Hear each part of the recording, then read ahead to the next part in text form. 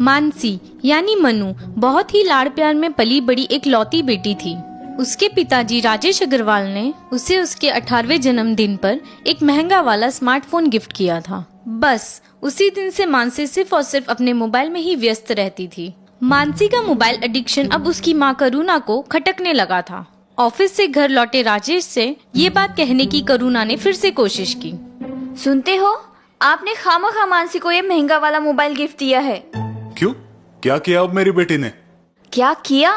कुछ भी नहीं कर रही है, यही तो टेंशन है। ना टाइम पे खाना, ना सोना, ना पढ़ाई। रहने दो, ये उम्र ऐसी ही होती है। तुम्हें तो कंप्लेंट करने का मौका चाहिए बस। ये कह के राजेश हंसते हंसते अपने कमरे में चला जाता है और करुणा वहीं असहाय खड़ी रहती है। जाने दो, मुझे क्या, भलाई का जमाना ही नहीं रहा और बिगाड़ो अपनी बेटी को लाड़ प्यार से। ऐसे ही समय निकल गया और एक दिन मानसी के लिए पास ही के शहर से एक अच्छा रिश्ता आया। विशाल बेटा, क्या तुम्हें लड़की पसंद है? मुझे तो मेरी बहू बहुत पसंद आई है। जी माँ, मुझे भी। चलिए फिर, नेक काम में देरी क्यों, अगले ही महीने की तारीख फिक्स करते हैं। और 1 महीने बाद मानसी शादी करके अपने पति के घर आती है। लेकिन कुछ दिन बाद ही विशाल के घर वालों को मानसी के मोबाइल एडिक्शन के बारे में पता चलता है। हाय हाय, ये बहू का ध्यान कहाँ है? सास जल्दी से गैस बंद कर देती है। बहू, ये क्या, ध्यान कहाँ है तुम्हारा?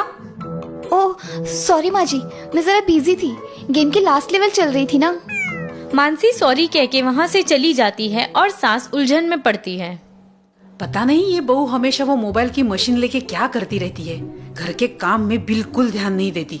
कभी नल खुला छोड़ देती है तो कभी गीले कपड़े सुखाना भूलती है। एक दिन मानसी और विशाल बाहर घूमने निकलते हैं, लेकिन रास्ते से चलते वक्त मानसी मोबाइल में ही मशगूल है।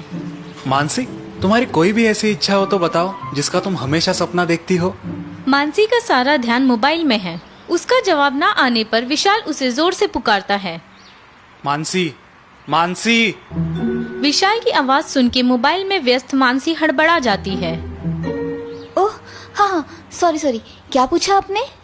मैंने पूछा तुम्हारी ऐसी कौन सी इच्छा है जिसका तुम हमेशा सपना देखती हो और पूरी करना चाहती हो। मानसी बड़े उत्साह से बिना टाइम वेस्ट किए तुरंत जवाब देती है। मुझे हवाई जहाज से सफर करना है। मैंने बचपन से ही ये सपना देखा है और मुझे बड़े 5 स्टार होटल में कम से कम 2 दिन रहना है, बस। जब दोनों गपशप करके चल रहे होते हैं, तभी मानसी का पैर रास्ते में पड़े गोबर के ढेर में पड़ता है और सारा गोबर उसके नए कपड़ों पर उछलता है। ओह नो, ये क्या हो गया? मेरी अच्छी वाली महंगी ड्रेस खराब हो गई। मानसी वहीं रोने लगती है और आसपास के सारे लोग हंसने लगते हैं। विशाल का मुंह उतर जाता है। कोई बात नहीं, चलो घर चलते। इस अनुभव से भी मानसी कोई सीख नहीं लेती और उसका मोबाइल एडिक्शन कायम रहता है। ओह, सुबह के 10 बजे है और मैंने अभी तक एक भी सेल्फी नहीं ली। विशाल ऑफिस के लिए तैयार होकर आता है और उससे अलग अलग पोजेस में सेल्फी खिंचवाने वाली मानसी दिखाई देती है। ये मोबाइल तो मेरा शौक हो गया है, काश मैं भी मोबाइल होता। मानसी, मेरा टिफिन। हाँ, अंदर किचन में रेडी है, बस रोटियां सेकनी बाकी है और सब्जी में नमक डालना है, अभी कर देती हूँ। मानसी भागती हुई किचन में चली जाती है। अब तो ये रोज रोज का सीन हो गया है और विशाल का टेंशन दिन ब दिन बढ़ता जा रहा है। कैसे समझाऊं मानसी को, समझ नहीं आ रहा। इसके इस मोबाइल के एडिक्शन की वजह से सारा घर डिस्टर्ब रहता है। तभी विशाल की माँ वहाँ एक जली हुई साड़ी लेकर आती है। विशाल बेटा, ये देखो बहू ने क्या नया तीर मारा है। ये तो आपकी शादी की साड़ी है ना, ये कैसे जल गई? बहू को इस्त्री करने कहा था मैंने और वो महारानी मोबाइल में व्यस्त हो गई और यहाँ मेरी साड़ी को अग्नि संस्कार कर दिए।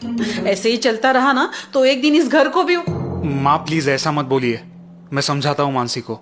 मैं तो थक गई हूँ समझाते समझाते। अब तू मुझे तीर्थ यात्रा पे ही भेज दे, मन तो शांत रहेगा। अपनी शिकायत सुना के माँ अंदर चली जाती है और विशाल सोच में पड़ता है। इससे पहले कुछ और बड़ा नुकसान झेलना पड़े, मुझे कुछ ना कुछ करना होगा। उसी दिन रात को विशाल ऑफिस से खुशी खुशी घर लौटता है। उसके हाथ में हवाई जहाज की 2 टिकट्स हैं और बड़े से 5 स्टार होटल का ब्रोशर होता है। मानसी, मानसी, कहाँ हो भाई? तभी विशाल की माँ मायूस चेहरा लेके वहाँ आती है। क्या हुआ माँ, आप ऐसे उदास क्यों दिख रही है? कुछ नहीं, तुम दोपहर को फोन क्यों नहीं उठा रहे थे?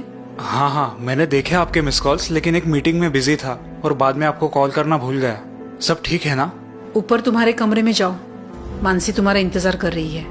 माँ की बात सुनकर विशाल उलझन में पड़ता है और अपने रूम की तरफ बढ़ता है। विशाल जब अंदर आता है तब मानसी रोता चेहरा लेकर पैरों पर एक चादर ओढ़े बैठी दिखाई देती है।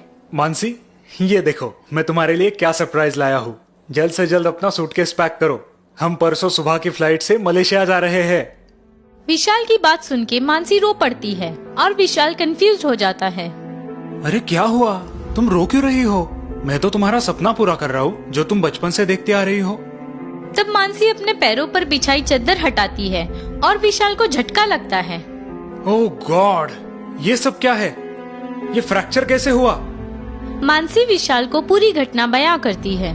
आज मैं और माँ जी एक साथ मंदिर जाने वाले थे और इसीलिए मैंने नई साड़ी पहनी थी। मैं ऊपर के कमरे से नीचे आ रही थी और तब मानसी नई वाली साड़ी पहन के अपने कमरे से बाहर निकलती है। जैसे ही वो सीढ़ियों के पास आती है उसे सेल्फी निकालने की इच्छा होती है। ओह, कितनी सुंदर लग रही हूँ मैं, एक सेल्फी तो बनती है। और सेल्फी निकालने के चक्कर में सीढ़ियों से पैर फिसल कर गिर जाती है और जोर जोर से रोने लगती है। ओह गॉड, हेल्प हेल्प मी, माँ जी, माँ जी, विशाल विशाल। उसकी आवाज सुन के विशाल की माँ दौड़ती हुई वहाँ आती है। हे भगवान, ये क्या हो गया?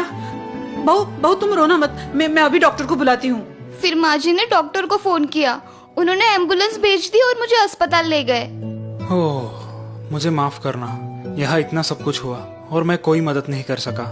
नहीं नहीं, माफी तो मुझे मांगनी चाहिए। मेरी वजह से आपका इतना बड़ा नुकसान हुआ। अब मेरे सपने सपने ही रह जाएंगे। नहीं, तुम मेरे लिए सबसे कीमती हो। तुम दुखी मत होना, मैं और ज्यादा मेहनत करूंगा, लेकिन तुम्हारा सपना जरूर पूरा करूंगा। विशाल की बात सुन के मानसी को पछतावा होता है। वो अपना टूटा फूटा मोबाइल हाथ में लिए रोने लगती है। अरे अरे, तुम ठीक हो तो इसी में मैं खुश हूँ। अब रोना मत, मैं तुम्हें नया मोबाइल ला के दूंगा। विशाल की दरिया दिली देख के मानसी भावुक होती है और अपना टूटा मोबाइल डस्टबिन में फेंक देती है। ये देख के विशाल चकित होता है। नहीं, अगर आप मुझसे सच्चा प्यार करते हैं तो नया मोबाइल बिल्कुल मत लाना। क्यों? क्योंकि मुझे अब इस मोबाइल एडिक्शन से छुटकारा चाहिए। अब हम दोनों के बीच तीसरा कोई नहीं आएगा। लेकिन हंसने खेलने वाला नन्हा सा तीसरा तो आना ही चाहिए जल्दी। क्यों, सही कहा ना मैंने? विशाल की बात सुन के मानसी शर्माती है। विशाल उसे प्यार से थपथपाता है।